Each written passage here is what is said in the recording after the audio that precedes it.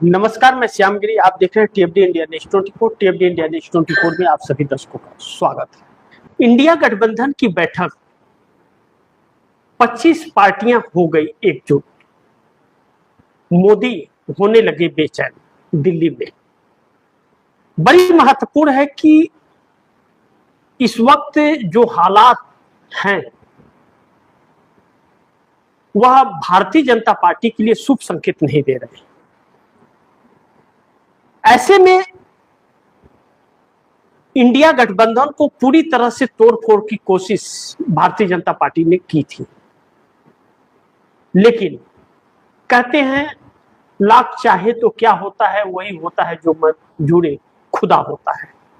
25 पार्टियां एकजुट हुई हैं और सभी बड़े नेता दिल्ली पहुंचना शुरू हो चुके हैं और कल बैठक, सोमवार को बैठक है। ऐसे में ममता बनर्जी एक केंद्र बिंदु बनी रहेंगी, क्योंकि ममता बनर्जी इस वक्त बंगाल के अंदर अग्नि परीक्षा से गुजर रही है। लेकिन कहते हैं कि घायल शेर जो होता है वह बहुत घातक होता है।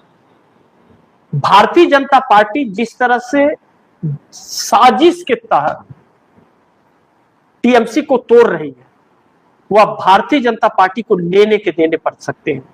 लेकिन ममता बनर्जी ने कांग्रेस से मदद मांगी और कांग्रेस ने पूरा सहयोग करने का आश्वासन राहुल गांधी ने स्वयं दिया है ममता बनर्जी को। हमारा जितना भी सहयोग होगा हम आपको करेंगे। यानी ममता बनर्जी के बुरे वक्त में कांग्रेस उनके साथ खड़ी हो गई एकजुट होकर के। बाकी खड़े हैं या नहीं, और बाकी क्या उनकी मदद कर पाएंगे?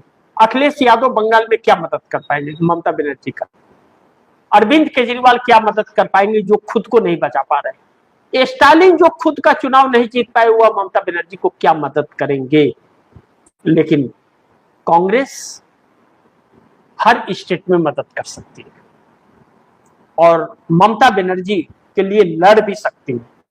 और एक ही शख्स है जो मोदी का सामना कर सके, राहुल गांधी उस शख्स का नाम है। इस बात से हम इनकार नहीं कर सकते। ऐसे में ममता बनर्जी के जो 60 विधायक टूटे हुए थे, 35 विधायकों का कॉल उनके पास आया था कि वह घर वापसी करेंगे, वह कहीं नहीं जाएंगे। लेकिन बैठक में नहीं आए, समस्या यहां फंस गई। और 20 सांसदों को लेकर के अभिषेक बनर्जी जो दिल्ली पहुंचे थे उनसे बातचीत करने के लिए, उसका भी रिजल्ट नहीं निकला।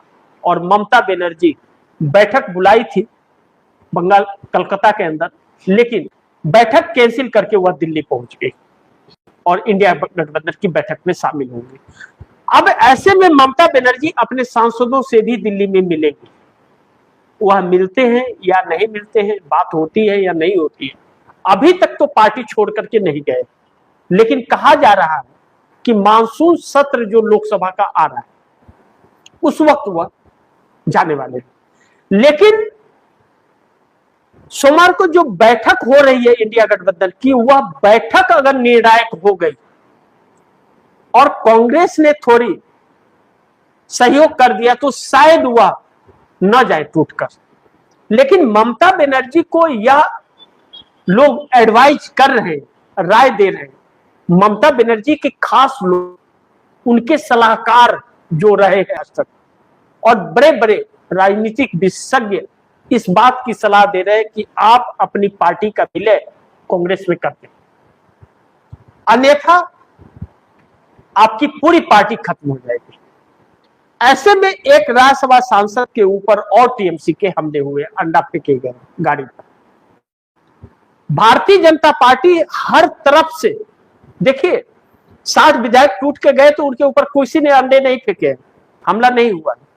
20 सांसद जो भाजपा के साथ जाने के लिए तैयार हुए पड़े हैं, द हिंदुस्तान ने यह खबर छापी थी, उन्हें किसी तरह का डर नहीं हो रहा है। लेकिन बाकियों के ऊपर क्यों हमले हो रहे हैं? उनमें से किसी के ऊपर हमला हो तब ना। ममता का साथ छोड़ दिए तो उसके बाद में वह सही हो गए क्या? और उस समय तक खराब थे। यानी कि यह एक सोची समझी रणनीतिक दबाव कराया। मैंने एक कार्यक्रम में आप दर्शकों को मैंने बताया था कि हकीकत यह है कि जो 35 विधायकों का कॉल आया था ममता बनर्जी के पास, वह कॉल इसलिए आया था कि बार्गेनिंग चल रही है अंदर खाने, कहीं ना कहीं भारतीय जनता पार्टी और टीएमसी के अंदर बार्गेनिंग चल रही है ममता बनर्जी कि आप अगर इंडिया गठबंधन छोड़कर भारतीय जनता पार्टी के साथ आप आ जाइए, आपकी पार्टी नहीं टूटेगी, सभी आपके पास चले जाएंगे। इसी का एक ट्रेलर था उन विधायकों का फोन कॉल करना ममता बनर्जी को, और बैठक में ना आना भारतीय जनता पार्टी का डंडा था। भाजपा के कहने पर उन्होंने भी किया और भाजपा के कहने पर दबाव में उन्होंने तोड़ा भी। ऐसे में बनर्जी अगर नहीं झुकी तो फिर कोई भी पार्टी में वापस नहीं आएगा। लेकिन जिस सांसद के ऊपर हमला, यह तीसरा हमला है कि अभिषेक बनर्जी के साथ में ऊपर हमला हुआ, उनको मारा पीटा गया, सर फूटने से बच गया, पत्थर फेंका गया, हेलमेट नहीं होता सर फट जाता। कल्याण बनर्जी के साथ में ऐसा हुआ और अब एक तीसरे सांसद के साथ, यानी कि उनके ऊपर प्रेशर बनाने की कोशिश की जा रही है। इसके बावजूद बैठक रद्द करके ममता बनर्जी अगर इंडिया गठबंधन के बैठक में शामिल होती है, और वह बैठक भी ममता बनर्जी के रिक्वेस्ट पर कांग्रेस ने बुलाई है, नहीं तो कांग्रेस बुलाती ही नहीं। कांग्रेस तो इंडिया गठबंधन से अपने रास्ते बदल दिए थे और अकेले राह पर निकल पड़ी थी। लेकिन ममता बनर्जी जैसे ही चुनाव हारी और संकट में आई, सबसे पहला फोन राहुल गांधी का गया। लेकिन कहा जा रहा है दिल्ली ममता बनर्जी आई है तो अरविंद केजरीवाल मिले। अरविंद केजरीवाल इंडिया गठबंधन के हिस्सा नहीं है क्योंकि वह भाजपा की बी टीम है, और अरविंद केजरीवाल जैसे शख्स को इंडिया गठबंधन में शामिल भी नहीं करना चाहिए क्योंकि वह घर का भेदिया लंका डाल, वह बी टीम ही बन करके रहेंगे, इसमें कोई शक नहीं। और नरेंद्र मोदी से ज्यादा इवेंटबाज अरविंद केजरीवाल है। ऐसे में और बाकी नेताओं के बीच बैठक में क्या निष्कर्ष निकलता है वह खबर तो आप दर्शकों तक मैं पहुंचाऊंगा ही, लेकिन 25 पार्टी एकजुट होने से भारतीय जनता पार्टी की नींद उड़ गई है। मोदी दिल्ली में बेचैन से हो गए हैं कि अगर यह एक हो गई तो बाकी बची खुची भी एक हो जाएंगी, क्योंकि उनके पास कोई विकल्प नहीं है। इसके अलावा अगर डीएमके भारतीय जनता पार्टी के साथ चली जाती है तो उसका अस्तित्व तो खत्म हो जाएगा। एडीएमके का क्या हुआ? एडीएमके भाजपा के साथ थी, इसलिए भाजपा से वह टूट गई, पूरी तरह से पार्टी खत्म हो गई। 47 विधायक उसके तमिलनाडु में जीत करके आए, 25 विधायकों ने साथ छोड़ दिया, टीबीके को समर्थन दे दिए, 2 को पार्टी ने निकाल दिया, 27 हो गए, 20 बचे हुए हैं और 5 सालों के अंदर वह भी 20 टूट जाएंगे। अन्ना मलाई ने जो भारतीय जनता पार्टी के प्रदेश अध्यक्ष तमिलनाडु के हैं, उनके इस्तीफा देने के बाद कई सारे इस्तीफे हुए हैं। इस्तीफों में करुणा नागराजन का इस्तीफा हुआ, सुमति वेंकटेश का इस्तीफा हुआ, अभिलाष गोपीनाथम का इस्तीफा हुआ, अमर रेड्डी का इस्तीफा हुआ, और अब कहा जा रहा है कि एडीएमके से नेता टूट करके अन्ना मलाई को सपोर्ट करेंगे। अन्ना मलाई नई पार्टी, उन्होंने भाजपा को यह कहकर छोड़ा कि आपके पार्टी में सम्मान नहीं, किसी की सुनी नहीं जाती और भाजपा सिर्फ सत्ता के पीछे भागती है, आम लोगों के मुद्दों से इसे कोई सरोकार नहीं। यह आरोप लगा करके अन्ना मलाई ने छोड़ा। तो डीएमके अगर भाजपा के साथ जाएगी तो उसका क्या हर्ष करेंगे तमिलनाडु के लोग? वह यूपी और बिहार में जाके चुनाव लड़ेंगे नहीं, तमिलनाडु में ही लड़ेंगे, और भाजपा के साथ चुनाव लड़ेंगे तो उन्हें कोई पूछेगा नहीं। और भाजपा में आज चले जाए और चुनाव के वक्त भाजपा से अलग होकर चुनाव लड़ेंगे तो जमानतें जब्त हो जाएंगी। वैसे भी विधानसभा चुनाव में तमिलनाडु की जनता ने स्टालिन को हरा दिया चुनाव, वह अपना खुद का विधानसभा क्षेत्र भी नहीं जीत पाए चुनाव। ऐसे में भाजपा के साथ जाने के बाद क्या हर्ष होगा, यह स्टालिन जानते हैं। ऐसे में स्टालिन का तो आप मुश्किल है।